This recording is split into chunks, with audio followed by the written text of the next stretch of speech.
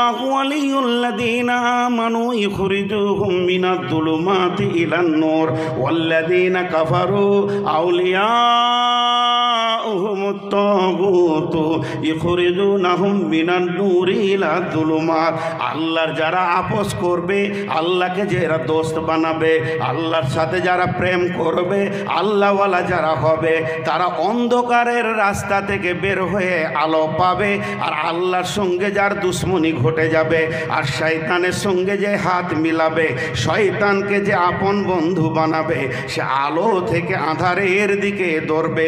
ওই জন্য কোরআনে দুই রকম ইতিহাস আছে, নমরুদ, হামান, সাদ্দাত, ফেরাউন, উবাই ইবনে খাল, আব্দুল্লাহ ইবনে উবাই ইবনে সলুল। এদের ইতিহাসগুলো হলো নোংরা।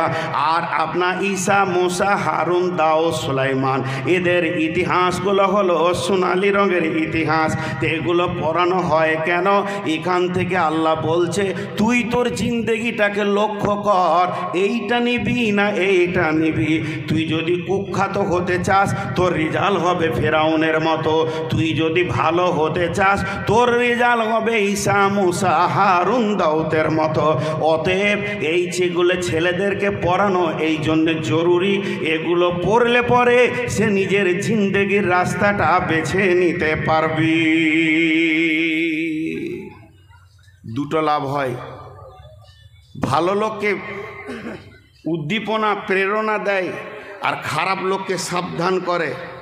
দেখেন, কমিটির লোককে বলছি, ভাই আমার কিছুগুলো অভ্যাস খারাপ আছে। যেমন ডান দিকে মাইক, জীবনে বাঁ দিকে নিতে পারবো না, এখনই বাঁ দিকে করে দেন, বয়ান বন্ধ হয়ে যাবে। আর চাওয়ালা দেখলে আমার মাথার বিগার লাই, কারণ আমি নিজে স্টেজে চা খাই না, যত কষ্ট হয়। অসুস্থ মানুষ, দুখানা ওষুধ খেয়ে এসে স্টেজে উঠেছি, তার জন্য আমি পানি খেয়েছি। বিহারে জালসাই লিব না, শুধু ওই চাওয়ালার ওইটুকু ছেলে, ওর কটা বিয়ে করেছে, আর সংসার কত ভারী আছে যে ওইখানে চা বিক্রি করবে। মানে কমিটির লোক আপনারা বের করেন, 2 মিনিট টাইম দিলাম, আর না হয় আমার নসিবে যা আছে আমি জালসা ছেড়ে দিয়ে চলে যাব। তাহলে ইতিহাস কিছুগুলো কাজে লাগে। এবার চলেন আরেকবার বলেন নারে তাকবীর, সকলে জোরে বলেন নারে তাকবীর। ইতিহাস সিচুয়েশনকে ঠিক করে দেয়। কথাটা বুঝাতে পারলাম?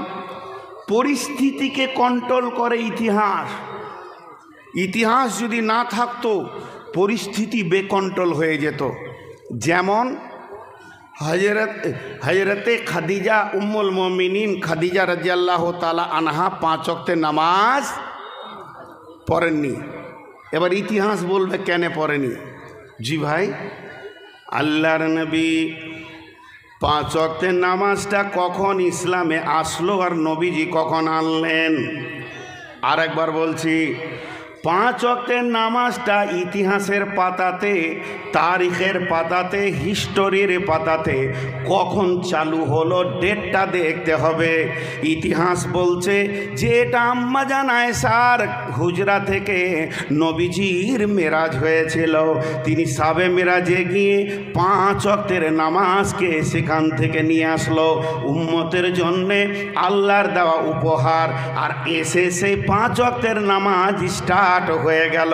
আর নবীজি সাবে মেরাজের অনেক আগে আম্মা জান খাদিজা পৃথিবী থেকে চলে গেছেন, তিনি মারা গেছেন, পৃথিবী থেকে বিদায় নিয়ে নিয়েছেন। এর জন্য ইতিহাসবিদরা বলেন আম্মা জান খাদিজার কাফন হয়েছে, দাফন হয়েছে, কিন্তু জানাজা হয়নি। কারণ নামাজ ছিল না, জানাজাও ছিল না, 5 ওয়াক্তের নামাজও তখন আসেনি। আসমান থেকে 5 ওয়াক্তের নামাজের হুকুমটা খাদিজার মরার পরে এসেছে। অতএব আম্মাজান খাদিজার নামাজ পড়েনি এ কথাটা ভুল, বরং এই কথাটা ঠিক। আম্মাজান খাদিজা 5 ওয়াক্তের নামাজের হুকুমটা চোখে দেখতে পায়নি। কথাটা বোঝাতে পারলাম? এবার আপনারা বলেন বুঝাতে পারলাম আমি? তাহলে রসুলকে মসজিদ থেকে রুখা হলো কেন? এর পেছনেও ইতিহাস আছে, কোনো কারণ আছে। কারণ না থাকলে এত বড় নবীকে, নবীদের নবীকে মসজিদে যেতে দেওয়া হবে না, এটা কি করে হয়? সেই কারণটা আমি 1 মিনিটে বলে দিব, বেশি টাইম নেব না। আমার টাইমটা কতক্ষণ আছে? না না ওইরকম বলে না। আচ্ছা আমি আমি আচ্ছা, আপনারা শেষকালে টাকা দিবেন তো মসজিদে? কে কে দেবেন না হাত তুলেন। এদের টাকা দেবেন না হাত তুলছে। সবাই টাকা দেবেন তো ইনশাল্লাহ? আরে ইনশাল্লাহ জোরে বলছে না গো, কোন শালা রোগার পাল্লায় পড়েছি আমি। ওটা বেটা ছেলে না বেটি ছেলে ওই দিক থেকে বার হচ্ছে, ওকে কে ঢুকার পারলো শুনবে? ওই মিয়া, ওটা বেটা ছেলে না বেটি ছেলে? না হিজড়া আছে, ওই যে মেয়েদের দলে ঢুকেছে। হ্যাঁ এই ওখানে পর্দা চলছে না, পর্দা যদি ডিস্টার্ব হয় মুশকিল হয়ে যাবে। আপনাদের বিরক্ত লাগছে নাকি ভাই? হ্যাঁ, তো আপনাকে যখন জিজ্ঞেস করবো তা 1বার 2বার হ্যাঁ নাটা বলবেন ইনশাল্লাহ, ঠিক আছে? আপনারা হ্যাঁ না বললে আমাকে ভালো লাগবে আর কি। তো আমি মসজিদের ইতিহাস ধরেছি হালকা। এরপরে যে আয়াতের তর্জমাটা করব, তো আল্লাহকে সাক্ষী রেখে বলছি আপনাদেরকে এত ভালো লাগবে, পিসাব লাগলো, যেতে মন যাবে না। আমি দেখেছি, কারণ আল্লাহর কথার ভিতরে যে কি স্বাদ আছে শুধু মানুষকে দিতে পারলেই হলো। শুধু রসুলের ইতিহাসটা বলে দিই, কেন মসজিদ থেকে রোখা হলো। হাজি, ভারতবর্ষে মসজিদ ভেঙে দিলে, 1টা 2টা নয়, কয়েকটা। আসামে মাদ্রাসা মসজিদ ভেঙে দিলে, রোহিঙ্গারা মসজিদ ভেঙে দিলে, আবার এখন রানিং চলছে ফিলিস্তিনে মসজিদ বোম দিয়ে ভেঙে দিলে। মসজিদ তো অনেক ভাঙলো, কিন্তু স্বয়ং সৌদির বুকে সৌদি সরকার ইসলামী রাষ্ট্রীতে একটা মসজিদ ভেঙেছে, কিন্তু তার পেছনে ইতিহাস আছে। এখন ঘটনাটা আপনাদেরকে শোনাবো, ধীর মিজাজে শুনতে থাকবেন, তো ইনশাআল্লাহ কিছু পাবেন। সেটা কি? আল্লাহর নবী 2টা টাইটেল, নবী মক্কি, নবী মাদানি। কয়টা টাইটেল? নবী মক্কি, নবী মাদানি। আমি হলাম ওয়েস্ট বেঙ্গলের, এর জন্য আমাকে বলবেন বাঙালি, নূর মোহাম্মদ বাঙালি। কিন্তু আমার সমস্ত কাগজ, Aadhaar card, voter card, I card, ration card, আমার পাসপোর্ট সব কিছু কোর্টে জমা করে দিয়ে আবার যদি বিহার থেকে আমি বের করি সেইগুলোকে সব নতুন করে, তাহলে আমি হয়ে যাব বিহারি। কারণ আমার জায়গা চেঞ্জ হবে, নামও চেঞ্জ হবে, তো আমি হয়ে যাব বিহারি। তো নবী মক্কায় জন্ম নিয়েছেন, মক্কায় 10 থেকে 11 বছর, 11 থেকে 12 বছর ছিলেন, এর জন্যে তিনি হলেন নবী মক্কি। আর মদিনায় এসে থাকলেন 10 থেকে 11 বছর, দিয়ে এখানে ইন্তেকাল হয়ে এখানে তেনার দাফন হলো, তার জন্যে নবী মাদানি। তো রসুলের শত্রু ছিল 3 রকম। কয় রকম বললাম? কাফির, মুশরিক, মুনাফিক। কাফির, মুশরিক, মুনাফিক। তো যতদিন উনি মক্কায় ছিলেন, কাফির আর মুশরিকদের ক্ষমতা বেশি ছিল, রসুলকে খুব কষ্ট দিয়ে দিয়েছে। যেদিন উনি মদিনায় আসলেন, তো কাফের মুশরিকরা একটু দূরে পড়ে গেল। মদিনায় কাফের মুশরিকরা একটু দুর্বল ছিল, কিন্তু মুনাফিকরা ওর ওপরে চড়াও হয়ে বসলো। কেমন? আমি একটা ছোট্ট করে আপনাদেরকে মিসাল দিব, মিসালটা শুনেন। আমার বাড়ি বর্ধমানে আমি কালেমার দাওয়াত দিছি, সেখানকার লোক আমাকে মারার জন্য রেডি হয়ে গেছে। তো আমাকে রাতে রাতে পালাতে শুরু করলাম, পালাতে ওখান থেকে এসে সাহেবগঞ্জ হয়ে মণিহারি হয়ে আপনাদের গ্রামে ঢুকলাম। তো আপনাদের গ্রামে আমাকে জামে মসজিদের ইমাম করে নিলেন। আর ইমাম করার সঙ্গে সঙ্গে গোটা এলাকা আমাকে ছাড়া কিছুই বুঝে না, এত ভালোবাসে। ছেলেরা ভালোবাসে, মায়েরা ভালোবাসে, বোনেরা ভালোবাসে, ভাইয়েরা ভালোবাসে। আমাকে ছাড়া সমস্ত আমার কাজ যা করবে আমার সঙ্গে মাশওয়ারা করে। তখন এই এলাকার যারা নেতা ফেতা ছিল তাদের কলজে পুড়তে লাগলো, কোথা থেকে এসে সম্মান লুটে নিলে রে, তাহলে ওকে কী করে মারা যায়, এই প্ল্যান শুরু হয়ে গেল ওদের মাথাতে। প্ল্যান, বিশ্বনবী মক্কা থেকে মদিনায় চলে গেলেন। আর মদিনাতে আসার সঙ্গে সঙ্গে মদিনাওয়ালা এত খুশি হলো, আসানে বুলবুল নবীজি রাহে মদিনা, নবীজির বাগে মদিনা, নবীজির শাহে মদিনা, হায় রে গুলজারে মদিনা। নবীজি নবীজি বলে হুরি নুরি দলে দলে, স্বর্গ হতে সবাই বলে ওরে যাই গো মদিনা। আসানে বুলবুল নবীজি রাহে মদিনা, নবীজির শাহে মদিনা, নবীজির বাগে মদিনা, হায় রে গুলজারে মদিনা। মদিনার আদিবাসী নবীকে পেয়ে অতি খুশি, খুশিতে তারা আতখানা। আসানে বুলবুল নবীজির রাহে মদিনা, নবীজির শাহে মদিনা, নবীজির বাগে মদিনা, হায় রে গুলজারে মদিনা। যখন নবীজি মদিনা থেকে দিনের কাজ করতে শুরু করেছেন, একটা একটা করে সাহাবী আস্তে আস্তে আস্তে আস্তে মদিনার বাগানটা গুলে গুলজার হয়ে গেল। তখন মদিনার মুনাফিকদের কলিজা চলতে শুরু করলো, এ তো সব সম্মান একাই লুটে নিল, আমাদেরকে আর কেউ নেতা বলে পুঁছে না, আমাদের খোঁজ খবর নেয় না, সবই কি একাই লুটে নিবে রে, ও যা ইচ্ছা তাই করছে রে, এর বিরুদ্ধে আমাদেরকে সোচ্চার হতে হবে।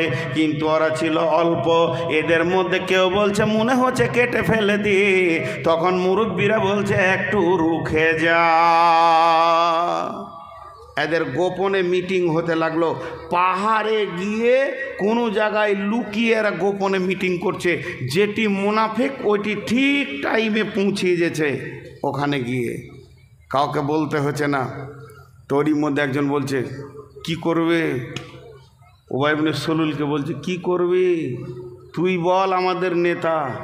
বলছে তাই তো রে, বিষয়টা অনেক জটিল, ওয়ার দিকে যতটি ভিড় লেগে আছে, মারতে যাবি তো তোকে মেরে চাটনি বানিয়ে দেবে, কপালে জুটবে না কিল, শেষ পর্যন্ত শেষ হয়ে যাবি।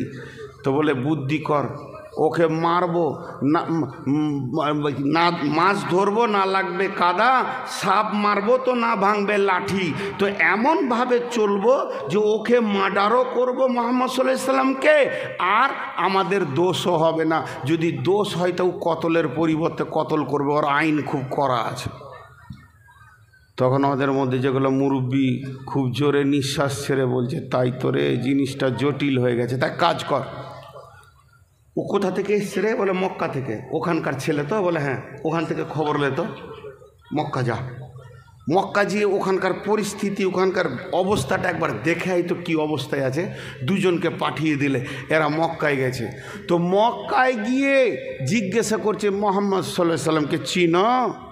তো জিজ্ঞেস করবি করা আবু জাহেলের টোলাতেই করছে, মানে যেখানে রসুলের দুশ্মন আছে। তখন কিছু যুবক উঠে বলছে ও আছে কোথাও, রাতে লুকিয়ে পালিয়েছে, ওকে পেলে কাটবো। তখন এই যে কলজেটা বড় হচ্ছে, ওরে সুবহানাল্লাহ, যেখানে ওর জন্ম ওইখানেই দুশ্মনের ঢেড়ি লেগে আছে, তাহলে তার মারতে কোনো অসুবিধা নেই। বলে ঠিক আছে, তোমাদেরকে খবর দেওয়া হবে, সব ঠিক টাইমে খবর দিব। এরা দুজন চলে এলো মদিনায়, আবার ওদের মিটিং গোপনে শুরু হলো। কি ব্যাপার, তোমাদেরকে যে কাজে পাঠিয়েছিলাম কিছু খবর পেয়েছো? বলে আর বলিয়েন না, ওখানে যে ওর দুশ্মনের ঢেড়ি লেগে আছে, খালি দাঁত কিটিমিটি করছে, ওদেরকে অস্ত্রও লাগবে না, ছিঁড়ে ভাগ করে নিবে ওকে। তো এদের মুনাফিকদের কলজেটা বড় হলো। তখন বলছে হ্যাঁ রে, ওকে যে মারবি, ওরা যে আসবে, কার ঘরে থাকবে? যার ঘরে থাকবে। হাজি ভাই আমার বাড়ি বর্ধমান, আমি যদি এখানে খোলামেলা ঘুরি, আর বর্ধমানে আমার গ্রামের যেটি দুশ্মন আছে না, কাউকে যদি চোখে আমি দেখেলি, তা আপনারা না চিনলেও তা আমি চিনব। কথাটা বুঝতে পার, হ্যাঁ না বলেন? আর আমার মনটা বলবে এরা কেন ঘুরছে রে, এ ধত্ত রে, এটা বলবে, তাহলে তো বিপদ হবে। তখন ওরা বলছে যার ঘরে থাকবে তারও রিহাই থাকবে না। বলে তাহলে একটা কাজ কর। একটা কাজ কি? বলে মদিনার একদম দক্ষিণ পূর্ব কোণে আমরা শহরের বাইরে একটা সুন্দর করে মসজিদ বানিয়ে নিই, আর ওই মসজিদটা বানানোর পর মক্কাওয়ালাদেরকে খবর দিয়ে দিব, আয় আয় আয় তোরা নামাজি মুসাল্লি হয়ে আমাদের মসজিদে থাকবি। আর গোপনে গোপনে যখন সাহাবীরা সব বাগানে খেজুরের চলে যাবে, ব্যবসা বাণিজ্যে চলে যাবে, ঘরে মাঠে খামারে কেউ থাকবে না, নবী মুহাম্মদকে যখন একা পেয়ে যাবি তোরা মার্ডার করে দিয়ে আবার মক্কায় চলে যাবি, আর থাকবি তো ওই মসজিদে থাকবি, কারো দোষ হবে না। মধ্যখান থেকে নবী মরে যাবে, নেতা চলে যাবে, বাঁশ থাকবে না, বাঁশুরি বাজবে না, তখন আবার আমাদের নেতৃত্ব আমাদের হাতে ফিরে আসবে। প্ল্যানটা দেখে কত সুন্দর।